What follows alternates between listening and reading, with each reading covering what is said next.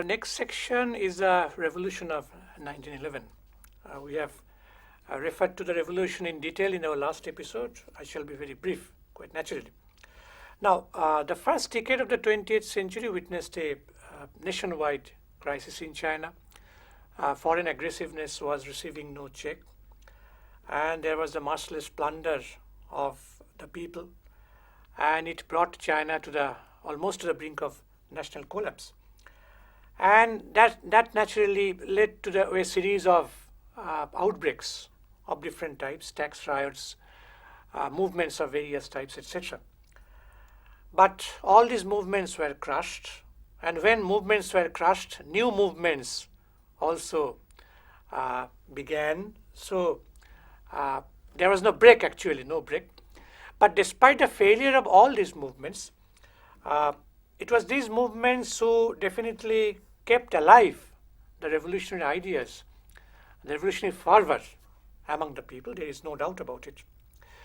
Now, meanwhile, important developments had also been taking place within the ruling clique, because the Manchu ruling clique felt, in the face of these revolutionary outbreaks, that some concessions should be given to the intellectuals, at least to some sections of the population, in order to keep it down, keep all these movements down, and to safeguard their position.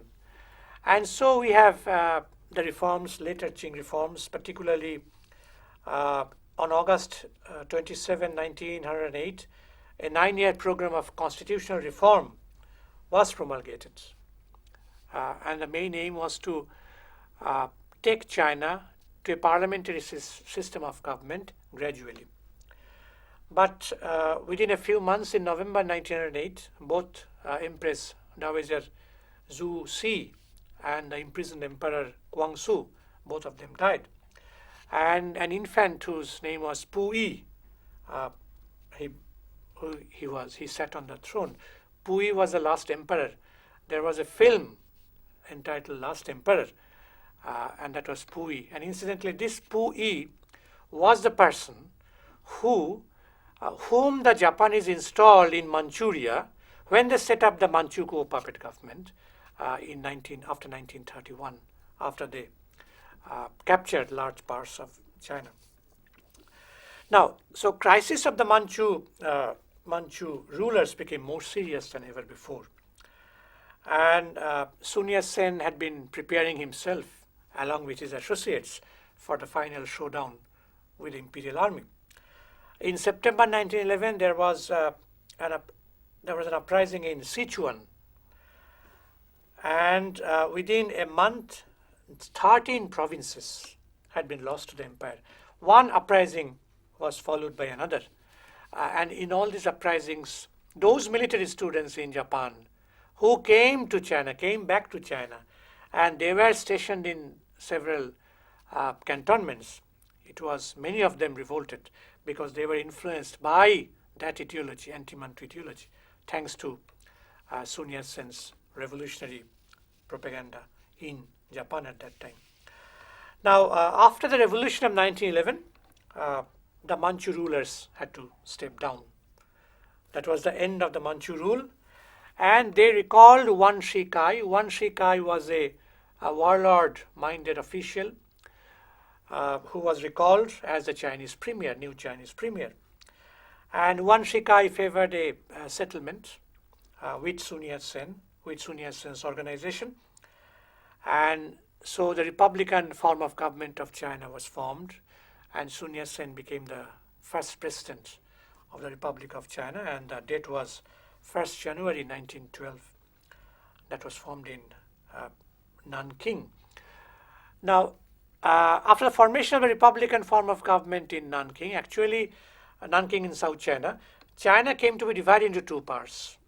In South China, with Nanking as the capital, Sun Yat-sen, the Republicans were at the helm of affairs, whereas the North China, with Peking as the capital, it was under Yuan Shi-kai. So China was divided into North and South China, with two different types of government existing in each side.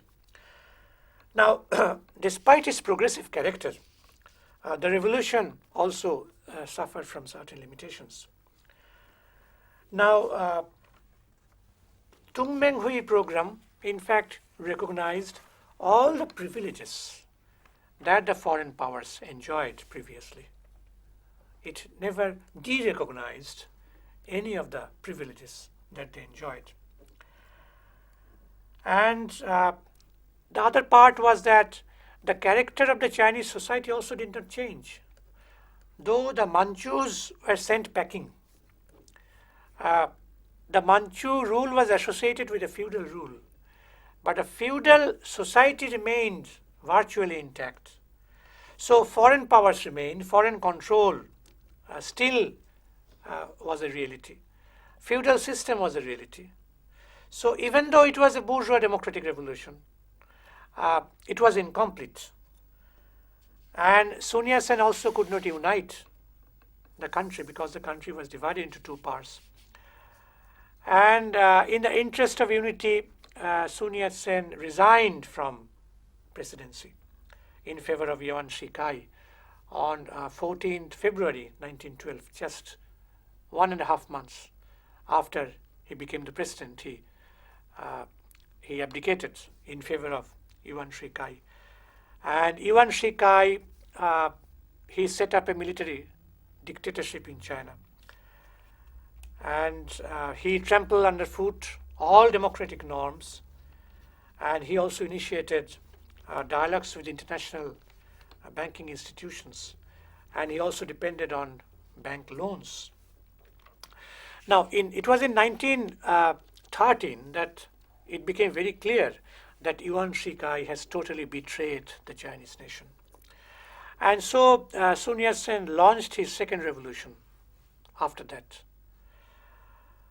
And he mobilized an army in South China. But after months of fighting, his army was defeated. It ended in failure. And the main reason, again, for this debacle was that agrarian issues were not properly addressed. And after gaining victory, Yuan Shi-kai banned Kuomintang. In fact, after the revolution of 1911 and the formation of the republic, Tung Meng Hui was renamed Kuomintang Party by Sun Yat-sen. And this Kuomintang was banned by Yuan Shi-kai after gaining victory in the second revolution over Sun Yat-sen. Now, that was followed by the First World War, coming of the First World War, and a series of new problems cropped up, both outside as also inside China. Japan joined Allied forces in the war, and the Japanese ambassador to China, whose name was Hyoki Eki, he presented the infamous 21 demands in January 1915. The infamous 21 demands were placed before Yuan Shi-kai. And essentially the 21 demands stood for colonization of large parts of China by Japan. That was the essence of the 21 demands. These 21 demands were made public, and there was a public outcry. A very important intellectual movement developed, and which came to be known as the May 4th movement of 1919.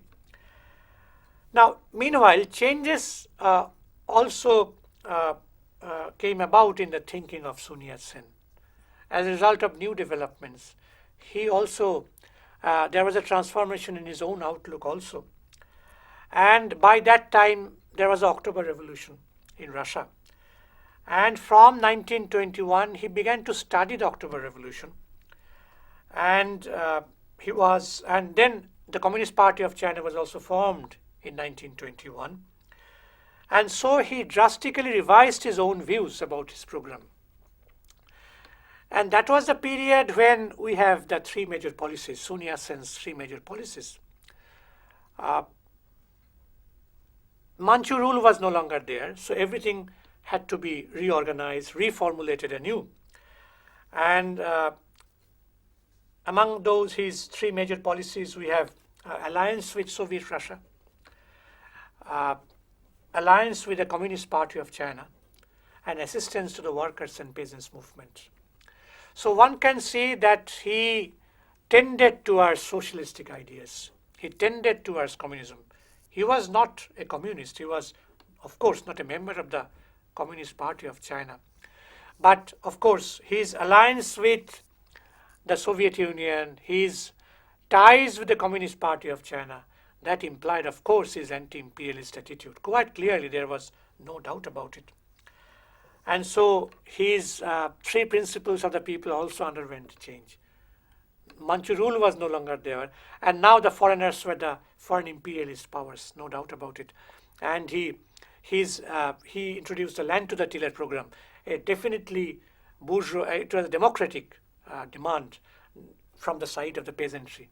So he addressed the problem of the peasantry during that period. From then on, there is no doubt about it. Now, so Sun Yat-sen became anti-imperialist. Sun Yat-sen also became anti-feudal. His new program was definitely anti-imperialist and anti-feudal. And the program of the Communist Party of China was also anti-imperialist and anti-feudal. So there were common grounds, though there were two different parties, the Kuomintang and the CPC, Communist Party of China. They had common grounds. And so there was a formation of the first united front, 1924 to 1927, January 1924 to 1927, between the Kuomintang and the CPC, that is the Communist Party of China. And a new revolutionary government was set up in Canton. And there was also the formation of a military academy known as the Huampua Military Academy.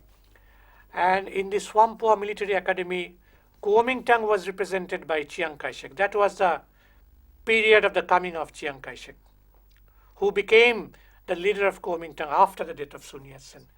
And Communist Party of China was represented by Zhou Enlai,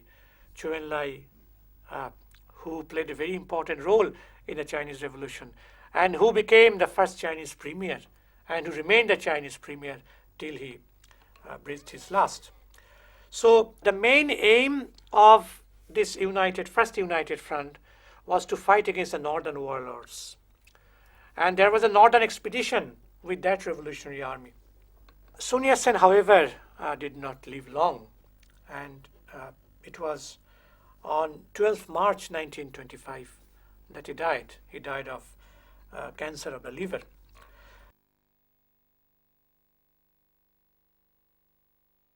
Now, coming to the assessment of Sun Yat-sen, C.M. Wilber wrote a book on Sun Yat-sen, Sun Yat-sen, the Frustrated Patriot. And in that book, he called Sun Yat-sen a frustrated patriot because most of his life, most of his career was marked by discouragement in his efforts to bring about revolution. He had two important successes. One was, of course, the end of Manchu rule. He nurtured that hope to put an end to Manchu rule, and that he could. And there he was successful. And his second achievement was the reorganization of the Kuomintang. He started the process of reorganization of the Kuomintang, but he could not complete it. So it was incomplete. But these were his two achievements. But in all other cases, he was confronted with failures. One revolutionary outbreak after another failed. It was crushed. He was a fugitive. He was driven from pillar to post. He went to Europe, then came back, then moved to Japan, and then came to China. It was in this way. That was what his revolutionary career was all about. And it was also very painfully difficult to raise money. He raised money from the overseas Chinese. That was one source, not the only source, but that was one source. And it was difficult also to get money from the people, from the overseas Chinese. And the Republican government that is set up was also a failure. It was corrupted, it was stolen by Yuan Shi-kai, it was corrupted by the bureaucrats and the militaries. And in fact, nothing came out of his plans. Because though he formed a government, after 1911, no foreign government gave any recognition to Sun Yat-sen's government.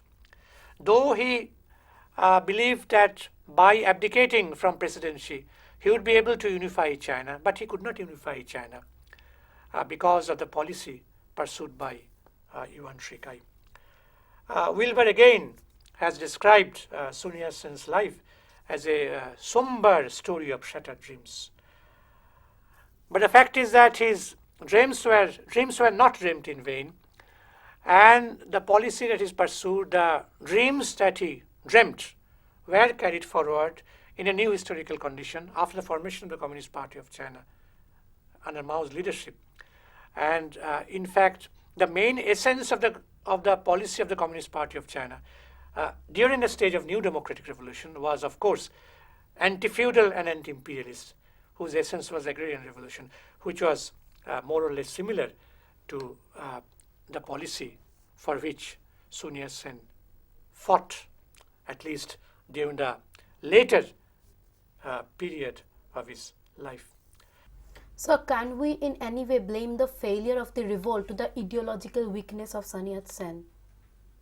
To a very large extent, because since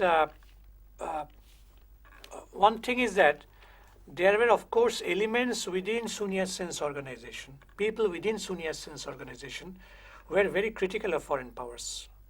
But there were no public statements. Publicly, they did not say that they were very critical of the foreign powers. They avoided.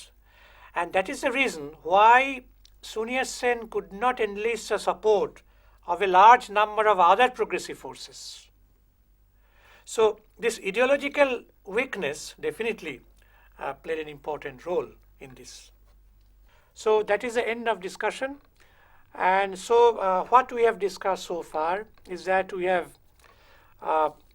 analyzed the early political career of Sun Yat-sen, his political activities, the formation of secret societies, revived China Society, then Revolutionary Brotherhood, and then his contribution. He was a central figure of the Revolution of 1911, and he definitely contributed very much, to a very large extent, to putting an end to Manchu rule. But then it was a failure because of the limitations. And then he also changed his views in a later period, after the October Revolution particularly, and he adopted the three major policies which were somewhat different because of the changing situation from his three principles of the people. And ultimately, it was the Communist Party of China which carried on his principles and carried those to their logical conclusion.